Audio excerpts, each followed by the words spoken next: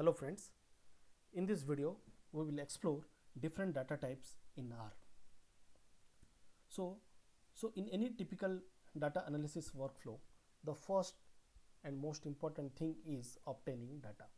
So we do any kind of experiment, let's say genomics, transcriptomics, or ultimately we obtain data. So the data has some type. Okay, so take an hypothetical examples. Let's say we have a 4 columns data. The first column consists of the gene names, so which can be called as a character data types. So the second, let's say length of the gene, which is either let's say 1000 base pair, 2000 base pair. These are integer data types.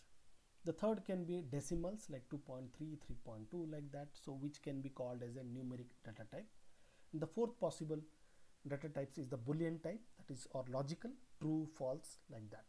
So you can see that based on the data types, R supports these four kind of different data type. So summarizing again, integer, which can be also represented as int, which stores any whole number of data or integers.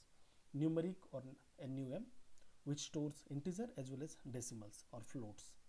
Characters or CHR, either it includes both single characters and multi-character strings, like gene names like that. But important point that you have to use this either single quote or double quote to store the character data types. Okay, R understand wherever single quote or double quote is there, R understand the data type as characters.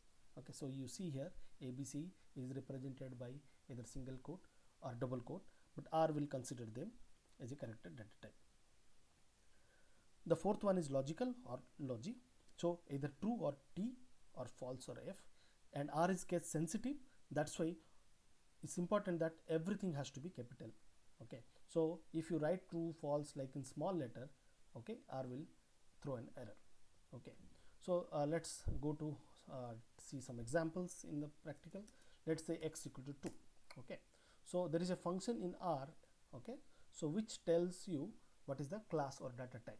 So I'm just now typing class of x, it will give you numeric. So in R, integers can also be called as numeric data types. So let's substitute with 2.3.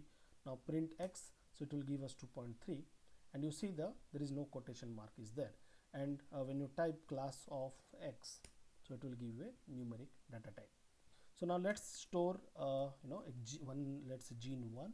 Okay, now see I have used quote here, double quote, because that's then that R will understand that it is a character data type.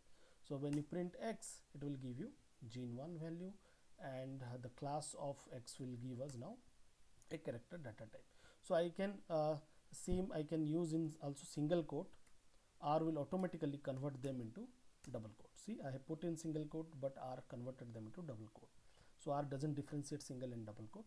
So now when you type class of x, it will give you a character data type.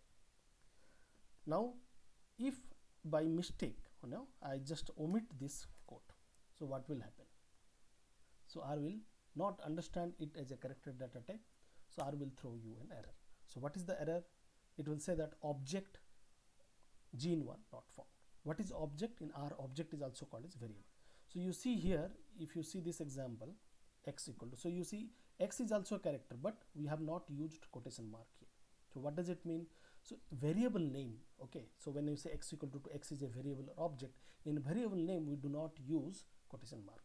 But since gene 1 is a value which is assigned to x, in the value you have to use the quotation mark. So what happened when we used x equal to gene 1? In that case, R saw that okay, gene 1 there is no quotation mark. R will now try to search in the workspace whether gene 1 is there any variable or object with gene 1 to know. So that's why it gave an error, object gene 1 not found. So this is the main primary mistake people do when they start R. So it's very important that when you are assigning a value, you have to use a quotation mark, and if it is a variable, you don't have to use. Okay, so now let's go to Boolean data type or logical. So when I say x equal to t, so automatically t is converted to 2, and again there is no quotation mark because this is a logical data type. And when you say class of x, it will give us logical. Okay, so now again let's say type full letter false. Okay, so again class of x will give you logical, and x will print you false. Now let's do one thing, try to do a mistake here. put capital T and 3 small letter true. So now it will given as an error because R understand all 4 letter capital. R, now since there is no quotation mark, R will try to search in the workspace true, and there it could not found, so object true not found. Okay, so that's why it is very important to use all capital letters. So now another very interesting example, like what happen if you type all 4 letter capital but if you give in quotation mark. So now since quotation mark is there, okay, R will now understand this true as character data type but not logical data type. So when I type X, it is now, see, there is a difference between this output and this output. So whenever it is logical, R doesn't put that in quotation mark, but since now X is a character data type, so it is printing this thing. So now let's check what is the class of X. It will give you a character data type. So here class of X was giving logical, but here class of X giving the character. So it's important that whenever you write in true and false, don't give quotation mark. So if we just summarize, characters, integer, numeric, character and logical data types, and in case of character only we use quotation mark. So in the next video we will explore the data structures in R. So this is a way by which we store the data.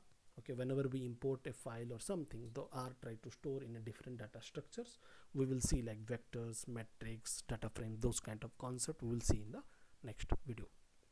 So thank you all. I hope this video was useful. Please like and subscribe to the channel. Thanks a lot.